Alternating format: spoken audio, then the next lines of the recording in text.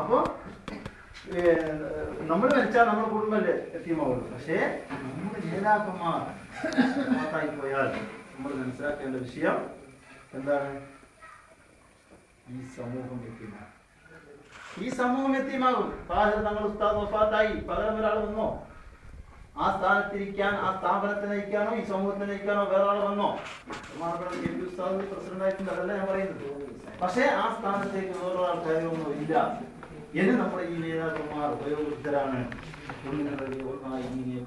പോവുകയാണ്.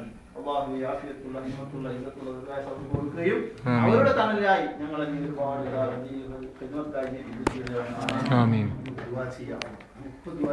നേതാക്കന്മാർക്ക് നമുക്ക് ചെയ്യാൻ കഴിയുന്ന സേവനതാണ്. വേറെ നമ്മൾ ഈ പരുവത്തിൽ ഇസ്സത്തുള്ള ഒരു സമൂഹമാക്കി അവർ മാറ്റിയില്ലേ?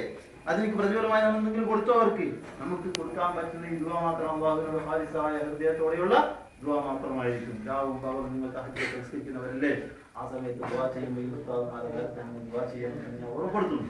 പ്രിയപ്പെട്ട കൂട്ടുകാരെ, ബഹുമാനപ്പെട്ട വളരെ ലളിതമായി ജനങ്ങളോട് ഇടപഴകി.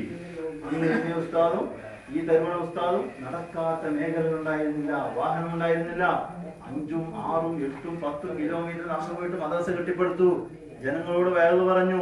കൗക്കോലും ഓടും അതുപോലെ തന്നെ ഓല സീറ്റ് വാങ്ങി ആ രാത്രി പാതിരാ പ്രസംഗത്തിൽ വാങ്ങിയിട്ടാണ് ഓരോ നാട്ടിലും ഷെഡ് കെട്ടിയിട്ട് അവിടെ കുട്ടികൾക്ക് മദ്രസ പ്രസ്ഥാനം ഉണ്ടാക്കി കൊടുത്ത മഹാമനുഷ്യ ബഹുമാനപ്പെട്ട PMK ഫൈസി.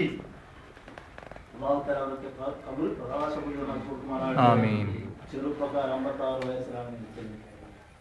60 വയസ്സെത്തിയിട്ടില്ല. ഈ 56 വർഷത്തിൽ 45ഓളം പുസ്തകങ്ങൾ എഴുതി. ആനുകാലികങ്ങളിൽ മുഴുവനും തിരുതിരാ ലേഖനങ്ങൾ, ആരെയും ഹഠാകർഷിക്കുന്ന ഭാഷയിൽ. ഏത് വിധൈകരണം കണ്ടാലും മുഖം തിരിയില്ല, മുപ്പടിച്ചു അടുത്തു കൊടുക്കും.